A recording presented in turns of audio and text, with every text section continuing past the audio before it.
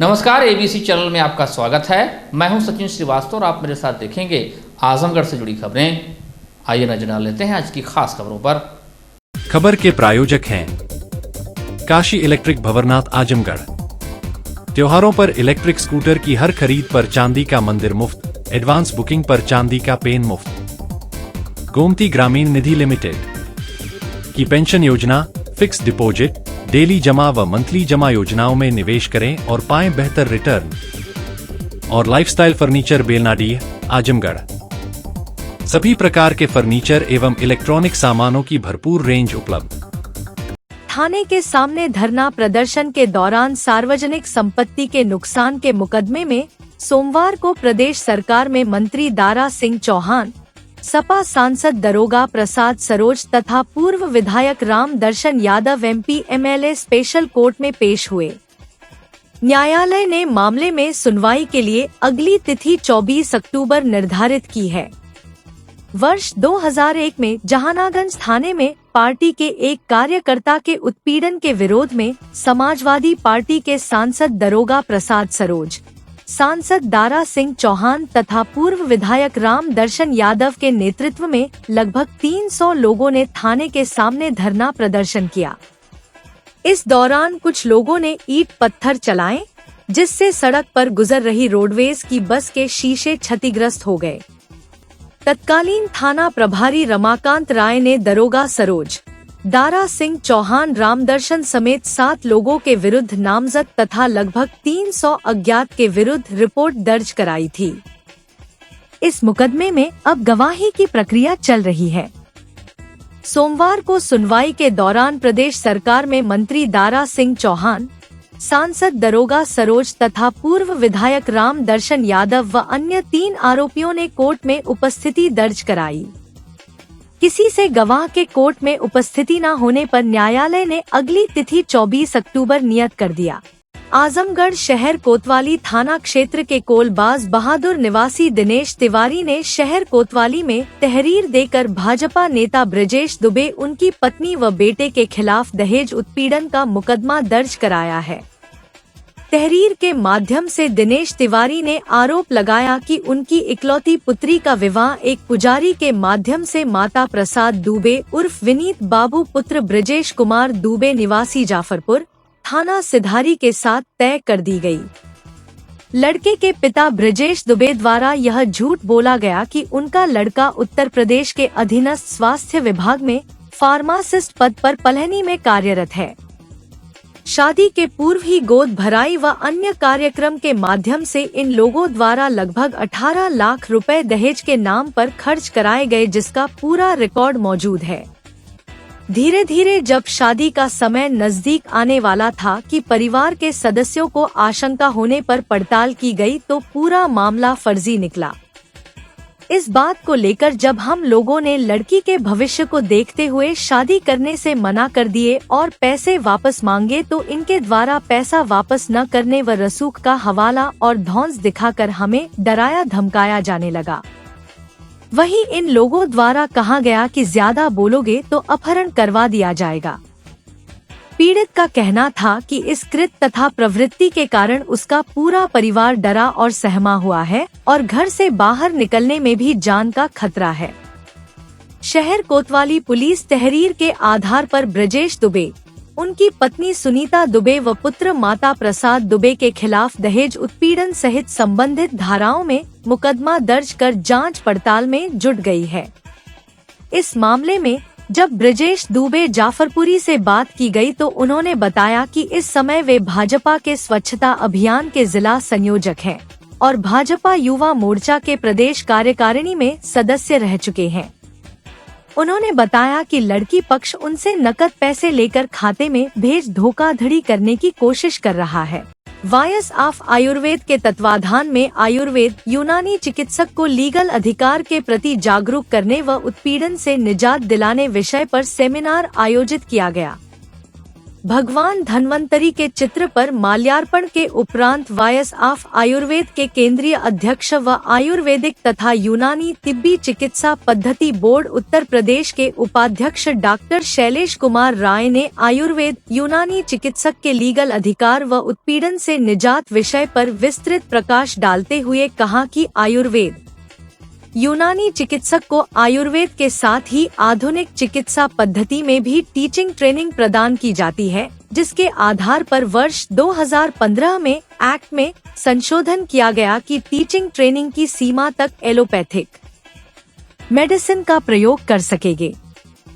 लेकिन दवा के प्रयोग के बावजूद जारी नोटिफिकेशन में मेडिकोलीगल, पोस्टमार्टम, IV ड्रिप, क्षार सूत्र के अलावा सर्जरी पर प्रतिबंध लगा दिए गए। साथ ही महत्वपूर्ण कॉलम में उल्लिखित किया गया है कि इमरजेंसी में रोगियों का इलाज करने के उपरांत ही रेफर करना है।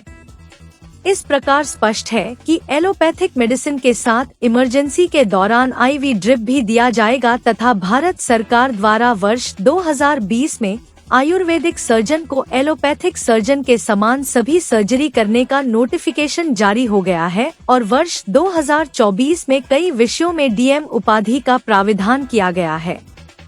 मुख्य चिकित्सा अधिकारी कार्यालय के अधिकारियों द्वारा आयुर्वेद यूनानी चिकित्सक की जांच के नाम पर उत्पीड़न किया जाता रहा है, जिसे रोकने के लिए वायस ऑफ आयुर्वेद द्वारा जनहित याचिका दाखिल कर 1 फरवरी 2024 को शासनादेश जारी कराया गया कि आयुर्वेद यूनानी चिकित्सक की जांच क्षेत्रीय आयुर्वेद यूनानी अधिकारी की समिति द्वारा की जाएगी, इसलिए मुख्य चिकित्सा अधिकारी जांच नहीं कर सकते हैं। फरवरी 2022 में आयुष मंत्रालय भारत सरकार ने स्पष्ट किया है कि public notice, electronic, print, social media, website, सरकारी document, FIR notice, press release व ब्रीफिंग के द्वारा पंजीकृत चिकित्सक को क्वैक या बोगस डॉक्टर संबोधित करना कानूनन अपराध है। डॉक्टर राय ने बताया कि वायस ऑफ आयुर्वेद आजमगढ़ इकाई का भी गठन किया जाएगा, जिससे कि जनपद के आयुर्वेद यूनानी चिकित्सकों के समक्ष आने वाली समस्याओं के समाधान के साथ उन्हें समय समय पर अपडेट व अपग्रेड किया जा सके तथा नोटिफिकेशन में लगाए गए विधि विरुद्ध प्रतिबंध को जल्द ही हटवाने का कार्य हो सके। का यह कार्यक्रम आयुर्वेदिक यूनानी चिकित्सकों के लीगल अधिकार और उनके उत्पीड़न के निवारण विषय पर है तरह का कार्यक्रम है और आजमगढ़ जनपद के आयुर्वेद यूनानी चिकित्सक यहाँ उपस्थित हैं। क्या बताया जा रहा है चिकित्सक? यहाँ पर यह बताया जा रहा है कि आपकी लीगल राइट क्या है। लीगल राइट में सबसे बड़ी समस्या यहाँ यह है, एक भ्रांति है कि हमारे यहाँ क्या एलोपैथिक मेडिसिन का उपयोग कर सकते हैं? हाँ, कर सकते हैं। एक्ट में संशोधन है। क्या IV लाइन ड्रिप दे सकते हैं? उसका भी प्राविधान है। इमरजेंसी में हम ड्रिप दे सकते हैं, रूटीन में नहीं दे सकते। लेकिन हमारे चिकित्सकों के सामने ये समस्या आती है कि आप ड्रिप नहीं लगाएंगे, जबकि इमरजेंसी में है कि किसी भी गंभीर रोगी को प्राथमिक उपचार करने के उपरांत ही उन्हें रिफर करना है, अर्थात इमरजेंसी ट्रीट करने के बाद ही उनको रिफ़र करना है, यह लिखा है। और दिक्कतें हैं, इसको समझा जा रहा। हमारे चिकित्सकों को नॉर्मल डिलीवरी कराने का अधिकार है, MTP कराने का अधिकार है। जो हमारे पोस्ट सर्जन है, चाहे ENT सर्जन है, आई सर्जन है, उनको जो MBBS के सर्जन यानी एलोपैथ के सर्जन को जो अधिकार है, वो सारे अधिकार 20 नवंबर 2020 को संसद द्वारा भारत सरकार ने पास करके वो सारे अधिकार सर्जरी के दे दिए, जो अधिकार जनरल सर्जन, आई सर्जन और ENT सर्जन को है और गायनिक सर्जन को। तो ये सारी कानूनों का हम लोग बात करते हैं। और साथ में 2024 में अक्टूबर में आयुर्वेद के क्षेत्र में भी DM उपाधि आयुष मंत्रालय द्वारा 8-10 सब्जेक्ट में प्रारंभ करने का नोटिफिकेशन भी हो चुका है। इसी विषय पर और जो सारी दिक्कतें हैं, और सबसे बड़ी चीज़ है कि कोई भी अधिकारी किसी भी क्लिनिक पर जाता है और हमारे चिकित्सक कहता है क्वैक है या बोगस डॉक्टर है, तो मैं यह बताना चाहता हूं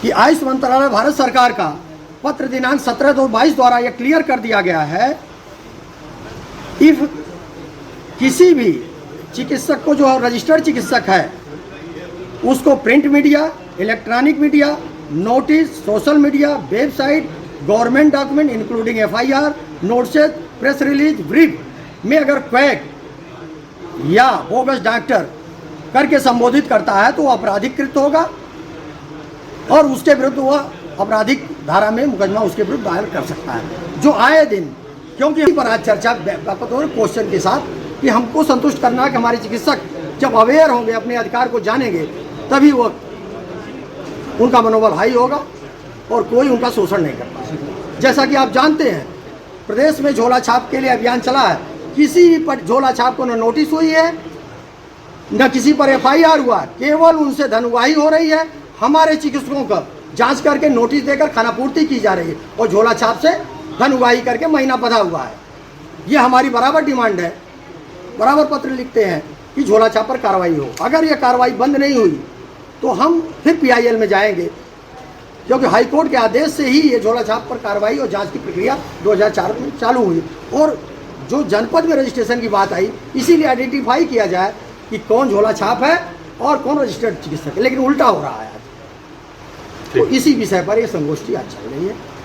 शक्ति की आराधना का पर्व शारदीय नवरात्र संपन्न हुआ। पर्व की पूर्णता के बाद दशहरे के उपरांत प्रतिमाओं के विसर्जन के साथ मां की विदाई का क्रम भी शुरू हो गया है।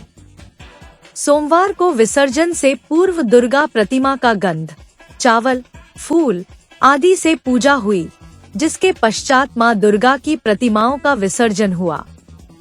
मां दुर्गा की प्रतिमाओं के विसर्जन के दौरान एक तरफ जहां भक्तों में जबरदस्त उत्साह देखने को मिला, वहीं उनकी आंखें सजल नजर आईं।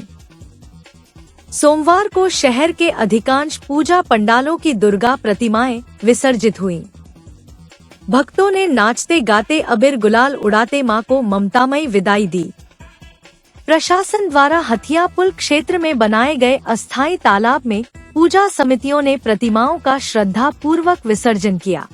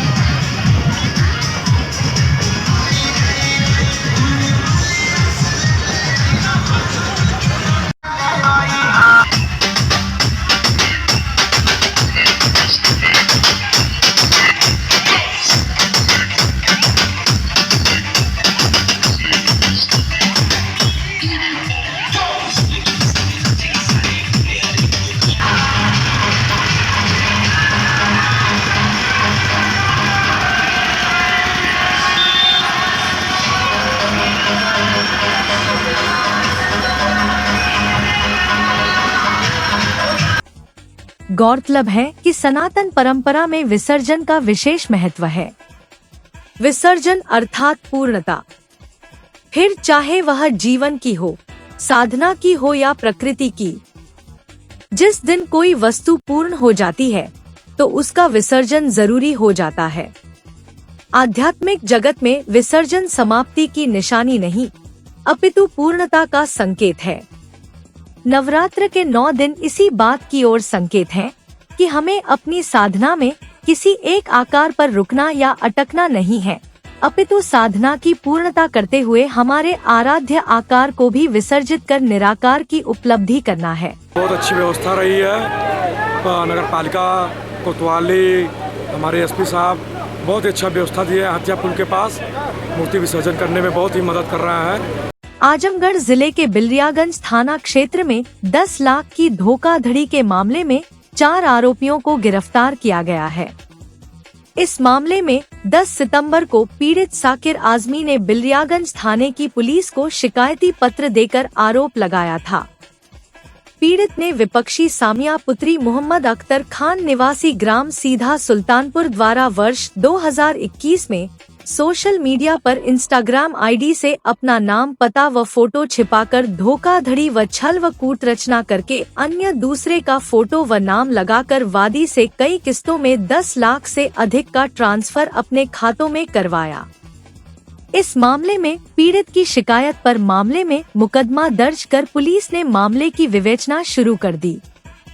इस मामले में सामिया के साथ आयाशा, आतिफ, चुन्नी और मोहम्मद अख्तर का नाम सामने आया। इस मामले की विवेचना कर रहे अपराध निरीक्षक अशोक कुमार तिवारी इस घटना में शामिल आरोपियों की तलाश में जुटे थे।